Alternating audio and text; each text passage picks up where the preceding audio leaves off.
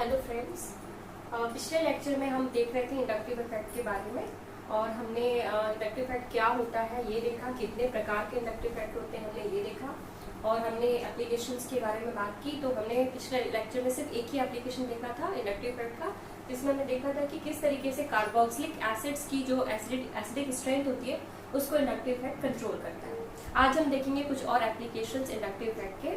तो हम second application के बारे में बात करते हैं जो है basic strength of amines. Inductive effect की वजह से हम डिफरेंट अमाइंस के बेसिक बिहेवियर को, कितनी ओबेसिटी शो करते हैं, इसको हम आसानी से समझ सकते हैं। अमाइंस क्या होते हैं? अमाइंस अमोनिया के डेरिवेटिव होते हैं। अमोनिया मॉलिक्यूल में से ग्रेजुअली एक एक हाइड्रोजन को अगर हम एक एक एल्काइल ग्रुप से रिप्लेस करते जाते हैं तो हमें अमाइंस मिलते हैं। तो इस प्रकार से जो अमाइन है वो अगर एक हाइड्रोजन को रिप्लेस किया है तो हमें मिलता है प्राइमरी अमाइन। देन अगर हमने फर्दर एक और हाइड्रोजन को एक अल्काइल ग्रुप से रिप्लेस किया तो हमें मिलेगा सेकेंडरी अमाइन। एंड इसी तरीके से अगर हमने एक और हाइड्रोजन को अल्काइल ग्रुप से रिप्लेस कर दिया तो हमें मिलेगा tertiary amine.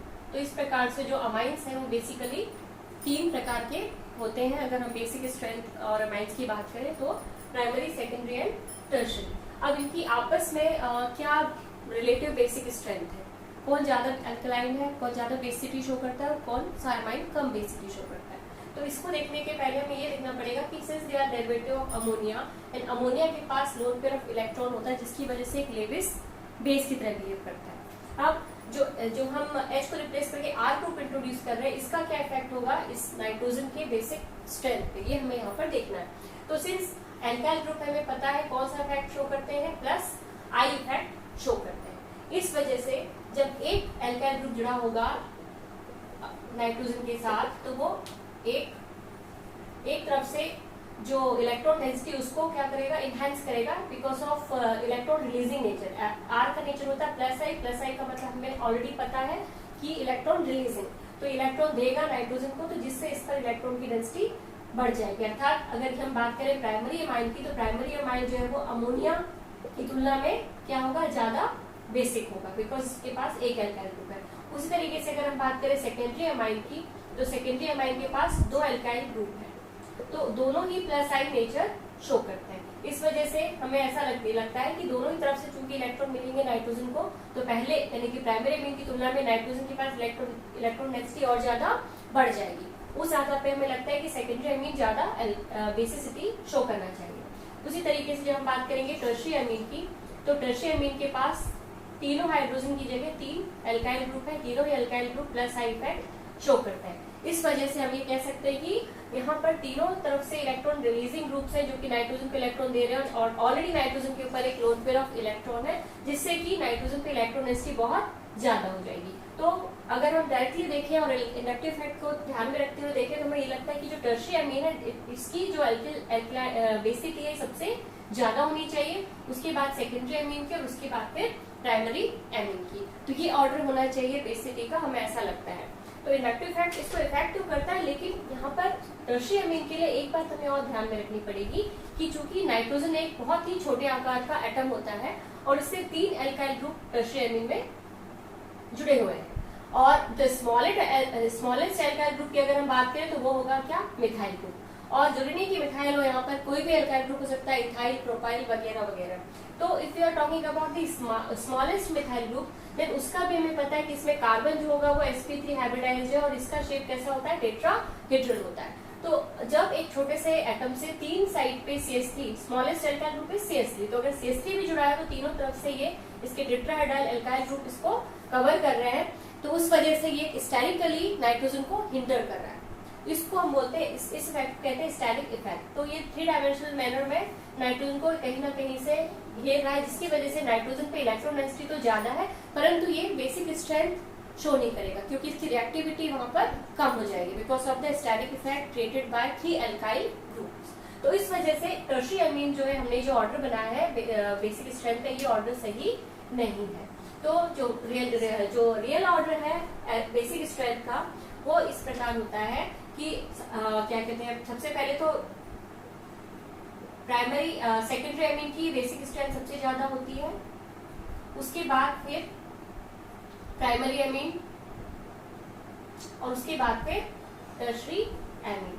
Why? Because of the, क्योंकि यहाँ पर दोनों इफेक्ट को हमें कलेक्टिवली इंक्लूड करना पड़ेगा, inductive effect as well as static effect. तो इन दोनों इफेक्ट का जो ओवरऑल एक्सट्रैक्ट है, जो ओवरऑल रिजल्ट है, वही होगा कि secondary amine will be the most basic, then primary and then tertiary amine. तो ये था second application, that was basic strength of amides. Next हम देखेंगे third application,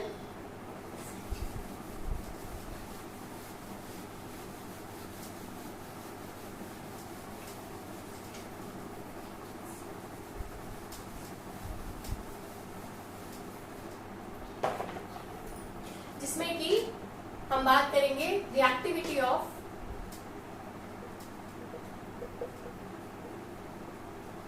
alkyl halides. Reactivity of alkyl halides. So alkyl halide जो है, in terms of the carbon to which the halogen is attached, suppose we are talking about a alkyl chloride. So alkyl chloride जिस carbon से जुड़ा हुआ होगा, वो carbon primary भी हो सकता है, सेकेंडरी भी हो सकता है और टर्शरी भी हो सकता है।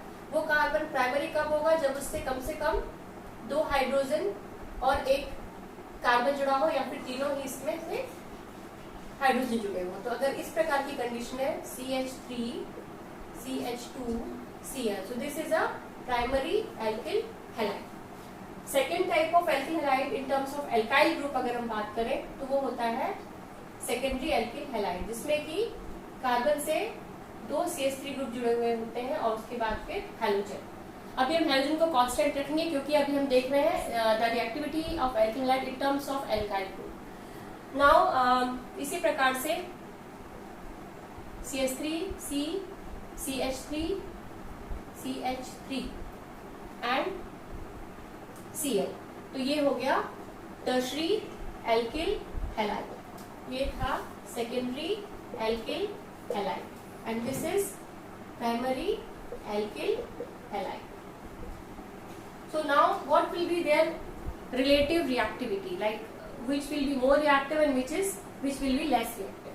तो इसके बारे में देखने के लिए हमें ये देखना होगा कि जनरली किसी भी रिएक्शन में वो रिएक्शन जो है वो फास्ट स्पीड से होता है, जिसमें कि उस रिएक्शन में बनने वाला इंटरमीडिएट जो है वो ज्यादा स्टेबल होता है। तो अगर हम देखें इनमें जब बॉन्ड डिसोसिएशन होगा तो क्या होगा, हम यहाँ पे बात करेंगे basically reactivity in terms of SN1 reaction and elimination reaction. तो इनमें सबसे पहले ये CCl बॉन्ड क्लीव होगा और OH की प्रेजेंस में, जो भी न्यूक्लियोफाइल है उसकी प्रेजेंस में ये क्लीव होगा ये बॉन्ड। और इसके टूटने पर ये कैसे टूटेगा? It will be a heterolytic bond cleavage, जिसमें कि ये जो पेयर के इक्विवेलेंट पेयर के इलेक्ट्रॉन होंगे ये Cl अपने साथ लेकर जाएगा। तो इस वजह से अगर जो प्राइमरी एल्किल हैलाइड है इससे हमें क्या मिलेगा? -Cl माइनस के बाद हमें मिलेगा CH3 CH2 प्लस। उसी तरीके से सेकेंडरी एल्किल हैलाइड में से जब ये बॉन्ड टूटेगा और इसके इलेक्ट्रॉन Cl लेकर निकलेगा -Cl माइनस, तो उसके बाद हमें मिलेगा CH3 CH CH3 plus. Similarly tertiary alkyl halide में जब ये क्लोरीन अपने इलेक्ट्रॉन लेकर बाहर जाएगा तब हमें मिलेगा CH3 C CH3 CH3 plus. तो हमें 3 तरीके के कैटाइन मिल रहे हैं, these are carbocation, they are having positive charge. तो 3 तरीके के कैटाइन मिल रहे हैं, ये है primary carb cation, this is secondary and this is tertiary. 3 type of carb cation हमको मिलते हैं। अब यहाँ पर इंडक्टिव इफेक्ट का रोल इंपॉर्टेंट हो जाता है क्योंकि जो टर्शरी कार्ब कैटाइन है इसमें कार्बन से 3 CH3 ग्रुप जुड़े हुए हैं और CH3 ग्रुप का नेचर क्या होता है? प्लस आई इफेक्ट शो करने का होता है। इस वजह से ये तीनों CH3 जो है वो इलेक्ट्रॉन अपनी तरफ से रिलीज करेंगे या देंगे किसको? इस कार्बन को, जिसके ऊपर पॉजिटिव चार्ज है। तो हमें ये पता है वो स्पीशीज जिसके ऊपर चार्ज ज्यादा होता है वो ज्यादा रिएक्टिव होती है। परंतु यहाँ पर क्या होगा, टर्शियरी कार्ब कैटायन में since 3 methyl groups are attached and all 3 are giving electron to this carbon, इसकी वजह से कार्बन पे जो प्लस चार्ज है, प्लस चार्ज का मतलब होता है इलेक्ट्रॉन की कमी, डेफिशिएंसी ऑफ इलेक्ट्रॉन। लेकिन CH3 जो है ये इलेक्ट्रॉन इसको देगा, जिससे कि इलेक्ट्रॉन की कमी जो होगी काफी हद तक न्यूट्रलाइज हो जाएगी, काफी हद तक ये उदासीन हो जाएगी इलेक्ट्रॉन की कमी।